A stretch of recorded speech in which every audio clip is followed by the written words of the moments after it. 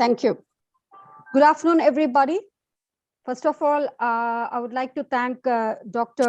Vijay Kumar Salvia ji and SDG India International and Research Innovation at University for giving this wonderful opportunity to get to know about each other, where we are able to interact, collaborate, and work together towards one mission, that's bringing some change in the present setup, bringing the transformation in the present way of learning, where our main motto is sharing best practice.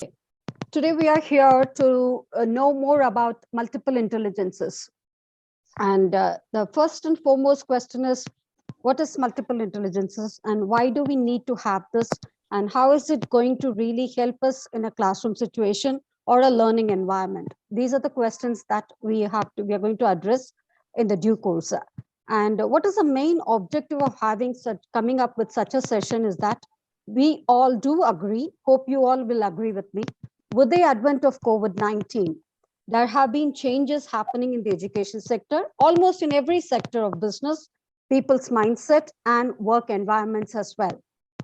Each and every single facet of life has gradually moved to a cyberspace. That is, we have got into the habit of metacognition, the one which we did not know before. We started learning things, enhancing ourselves, recouping ourselves, empowering ourselves with various skills, basically with IT skills, such that we are able to contribute to the society as the way it is required, as per the requirement. So schools, colleges, and other education models have resisted, which had resisted online learning or online instruction, or even the use of IT or effective use of IT or the audiovisual aids in the classroom so far, had taken to online education, where hybrid learning modem is getting into the main course, becoming the main course of learning.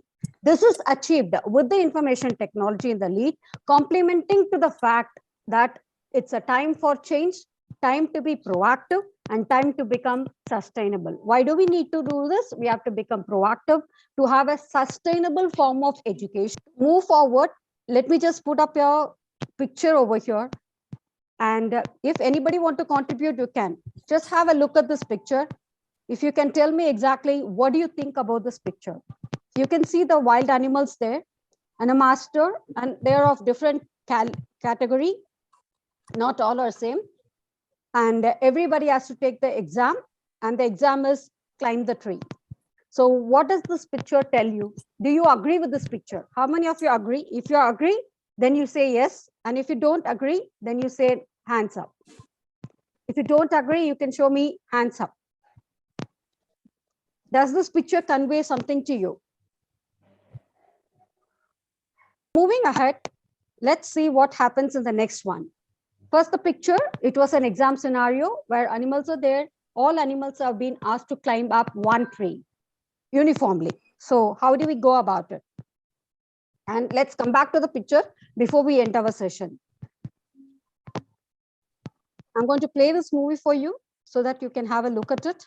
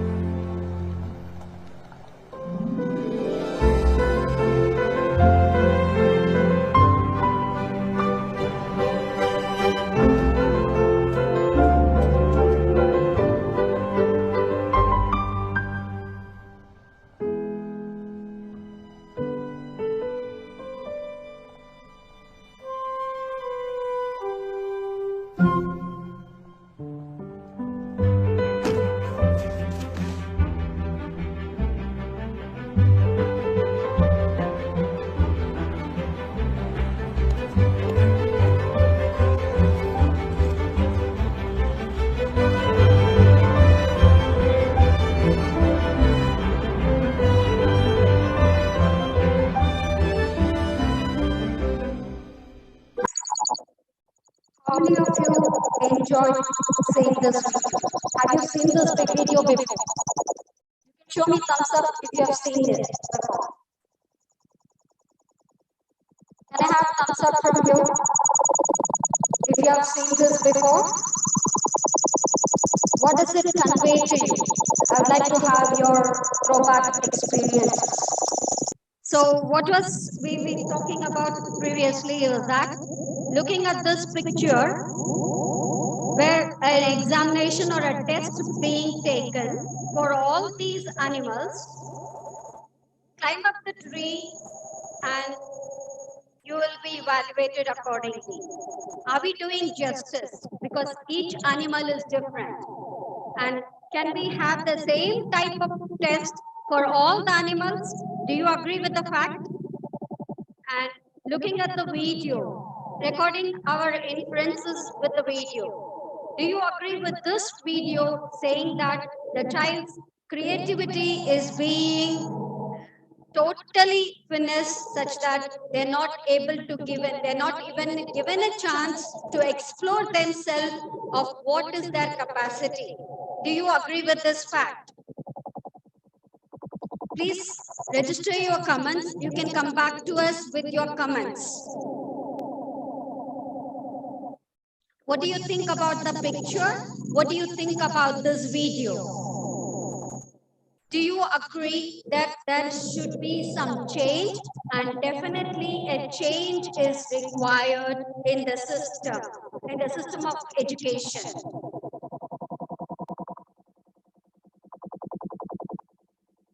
Moving forward, thinking that you are also agreeing with me. So we say that everyone is a genius, but if you judge a fish by its ability to climb a tree, it will live its whole life by being stupid. So what is required? How we are going to address this problem? That's what we are going to see. How to break the convention and how to welcome the new. So this is going to be the main objective of the workshop and the follow-through. As seen in the movie, the traditional education model has always valued one's ability to find the answer, that one right answer for that one question. Using the one right approach, what is being taught. It is believed to be uncommon to encourage students to look beyond an answer. How do we modify this? This has been always shadowed by the authority of the traditional schooling system. So, what is required to welcome the new? The personalized student-centered learning and the guidance with a self-directed learning approach will develop one's self-creativity.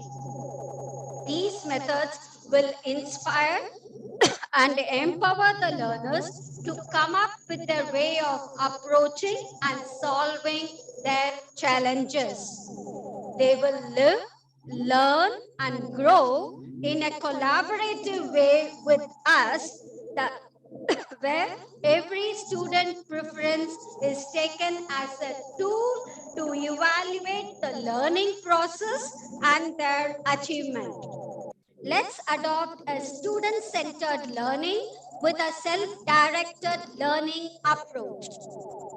Now, when it comes to the student-centered learning approach, what is our first requirement? We need to know our students very well. I do agree there are about 30 to 40 students sometimes in our classroom or even more than that. But if you want to become a successful teacher, you should know your students very well. Their skills, their talents, their ability, and their problems as well. Where they're not able to understand, sometimes not able to, where they're not able to understand, sometimes not able to cope up with the learning. So adopt a student-centered, each student-centered with a self-directed learning approach. How to create this personalized learning system under learning environment. This is our challenge. Chalkboard, a desk, the homework, the books. The day begins and ends when the bells ring. For centuries now, this has defined what all of us think about school.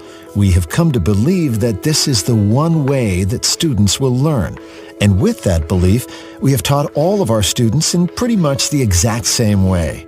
But the world has changed, and what it means to be ready to succeed in the future has also changed. That means our model of learning must change. It's happening now, and it needs to happen even more. In more places, for all students, especially for those for whom the current system isn't working. Gone are the days when some students can excel and others just get by. Our society needs all kids to excel at high levels.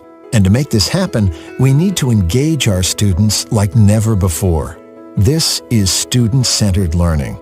It incorporates a student's skills and interests into the learning process, making the experience more personalized and involving the student in his or her own future. What makes this work? There are 4 key principles of student-centered learning. Number 1, learning is personalized. Personalized learning happens when teachers know students, have strong relationships with them, and can meet students where they are in their development. Number 2, learning is competency-based. Learning is about the information and skills a student has mastered, not just moving through a curriculum. In a competency-based system, students can proceed at their own pace in every subject, enabling teachers to respond to individual needs, interests, and challenges. Number 3, learning happens anytime, anywhere. Students will often make important discoveries about themselves and the world around them when they learn beyond the traditional school day and outside the traditional school walls. Learning doesn't start and stop when the bells ring. And number 4, the last key to student-centered learning is students take ownership. Don't make a decision about students without students. They play a direct role in their own success, actively engaging with the process to ensure the impact is lasting and meaningful. For student-centered learning to work, all 4 of these principles must work together. This is not an a la carte approach. It's reimagining education so it works for all students. The fact is, our world is changing. And with the latest in child development research, we know better than ever before how children and young adults learn. The facts are there, and they point to the need for a new system of learning designed around each student. And when this student becomes stronger and more focused, all of us will benefit from a new generation that is contributing to our communities and our world in so many ways. This is student-centered learning. Now, how do we contribute to this student-centered learning? That's what we are going to see further. As the term suggests and sounds, personalized student-centered learning is a tailored merged student learning approach, which is freeing, inclusive of every student's strength, need, interest, and competence. Personalized learning allows to students to explore their curiosity and creativity. It engages the learner to find the resources that helps in the learning pathway. They not only learn, but in the process of exploration, but gain relevant experiences by collaborative learning and training different processes involved. As the result, they discover themselves and try new approaches that will work more suitable for them. When we do this, does our learning environment and the content support the learning process? How do we implement this? Change the teaching, learning, content, and the evaluation pattern. First thing, the personalized student-centered learning with the tailored learning approach can be adopted by integrating multiple intelligence models into your lesson planning and the deliverance method.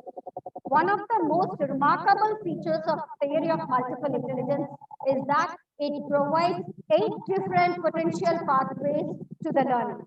If a teacher is having a difficulty in reaching a student in the more traditional linguistic or logical ways of instruction, the theory of multiple intelligence suggests other ways in which the material can be presented to the learner and to facilitate effective learning process.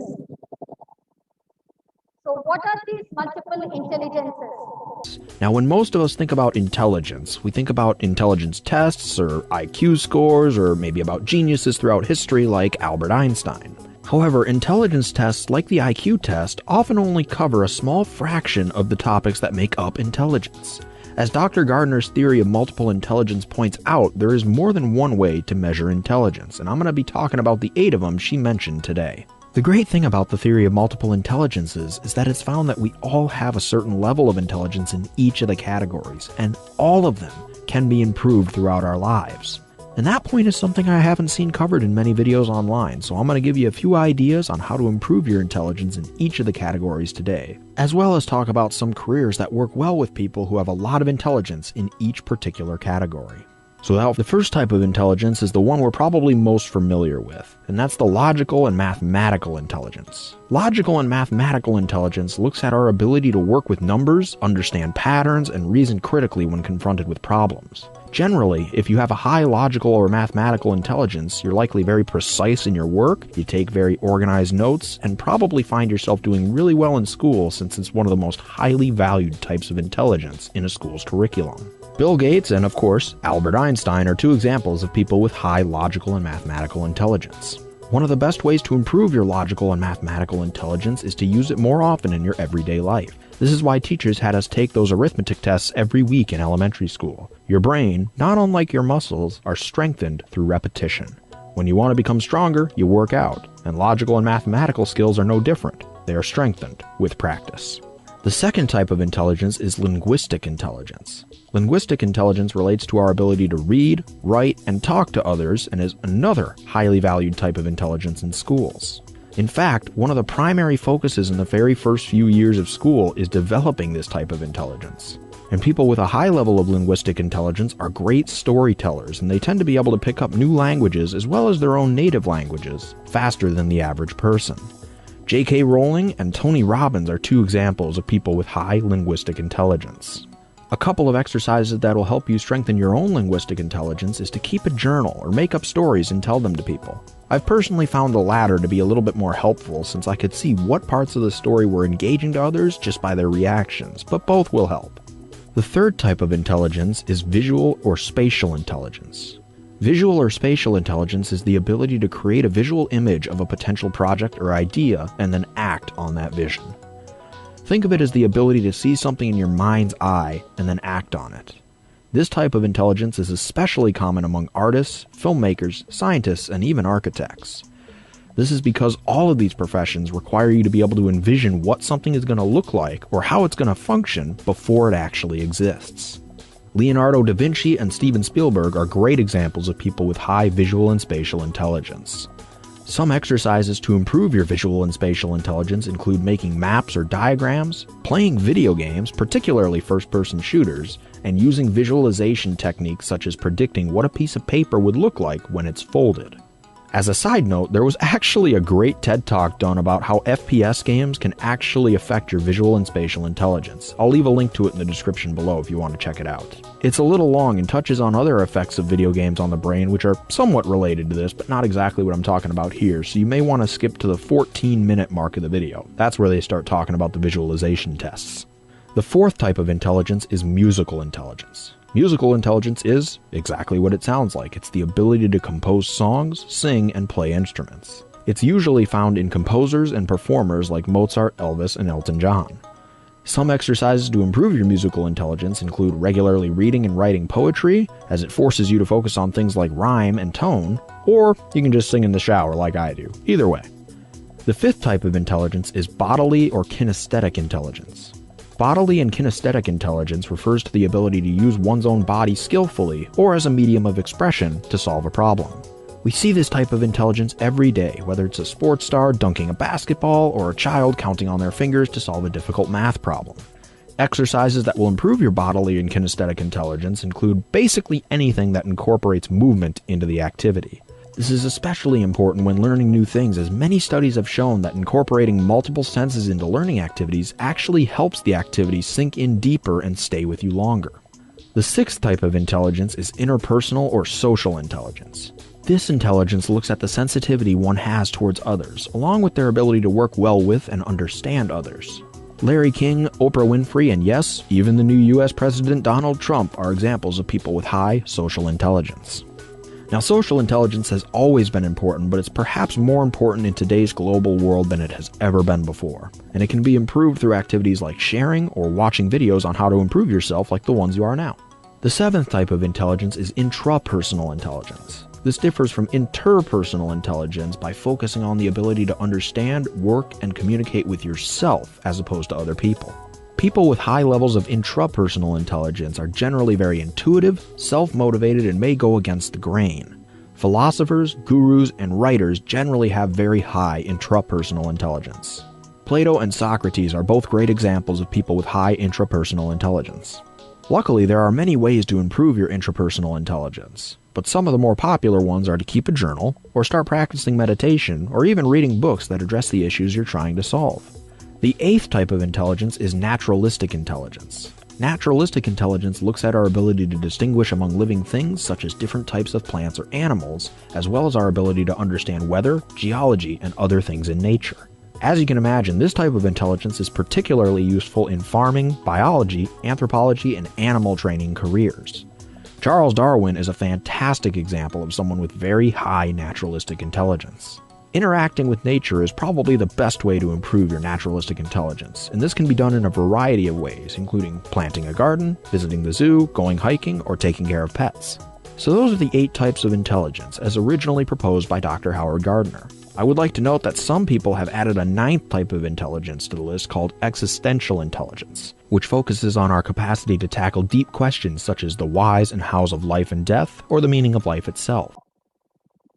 So, to sum it up, the 8 different types of multiple intelligences are logical and mathematics, where numbers are being used effectively. So, the child will be a number smart child, means related to all mathematics logics.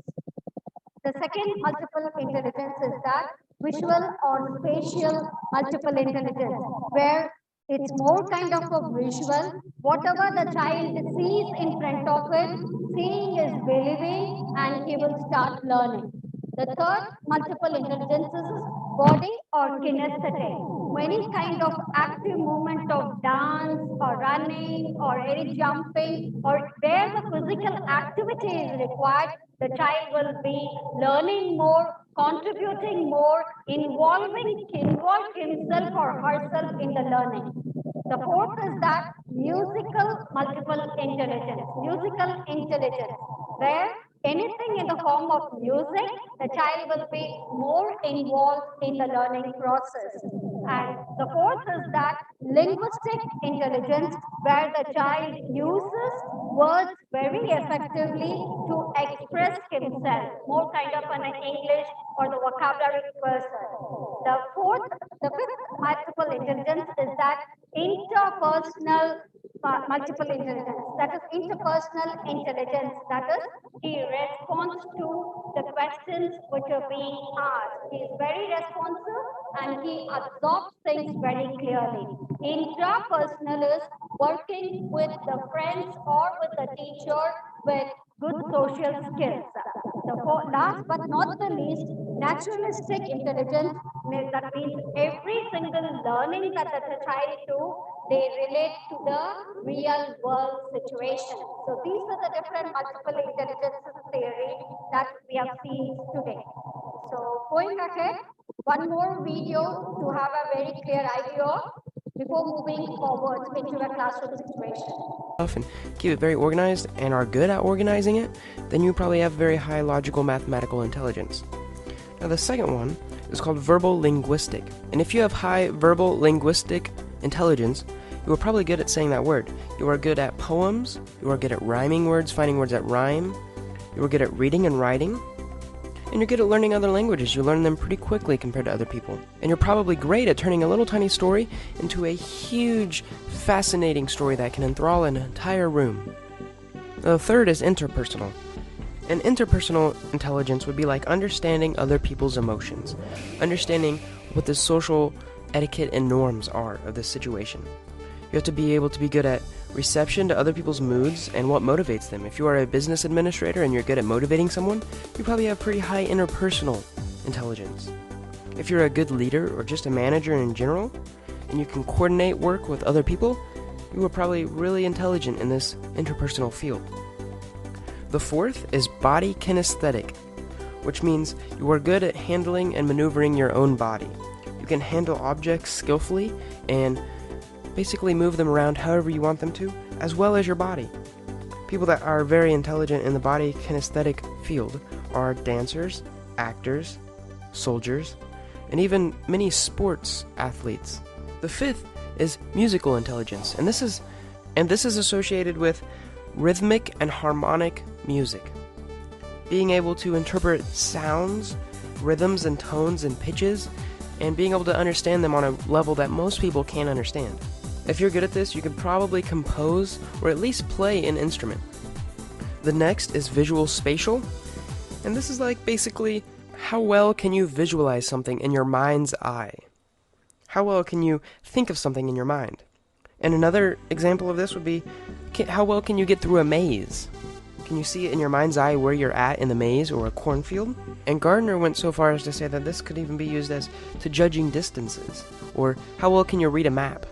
And the next type of intelligence is called intrapersonal intelligence, and this is different from interpersonal intelligence. Intrapersonal intelligence is more about how you understand yourself.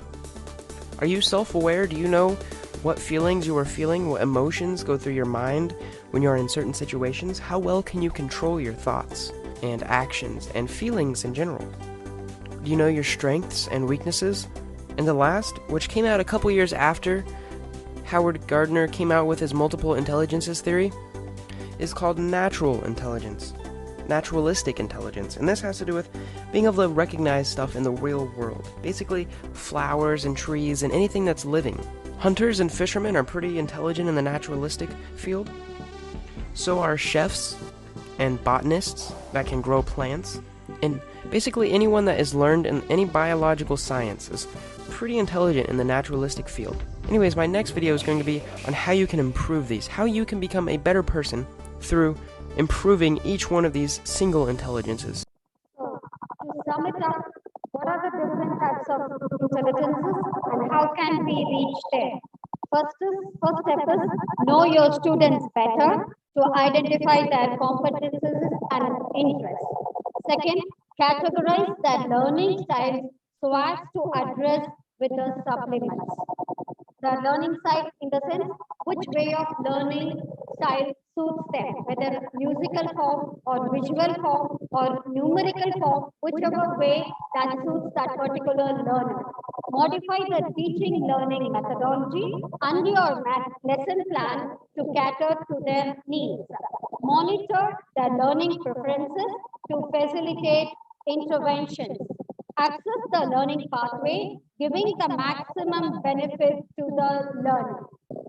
So, how to, in a classroom situation, in a classroom of 30, 40 students with you, how to address this diversity of learning style in a heterogeneous classroom. How do we do that? So, first thing, we need to know our students much better. Say, for example, kinesthetic and learning style. These kind of what are the characteristics that these kind of learners will exhibit, and how to modify our teaching techniques.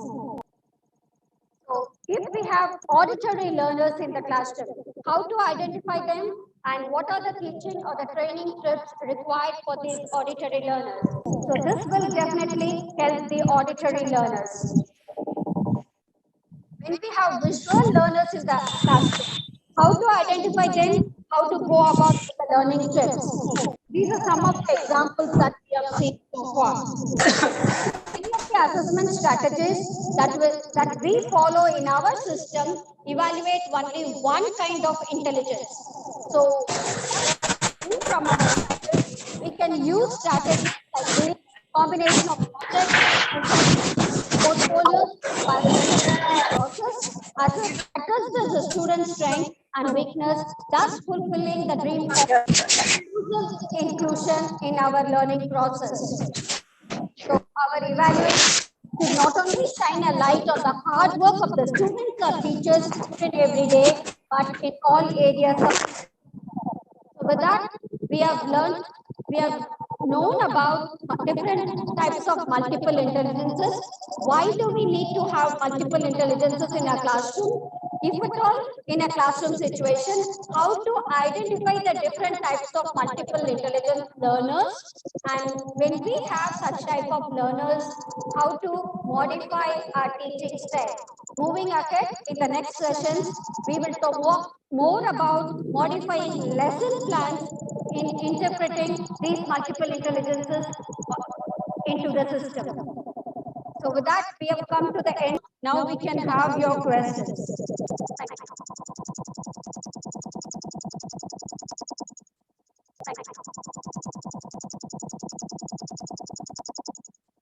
Thank you, Dr. Sri Vidya Madam.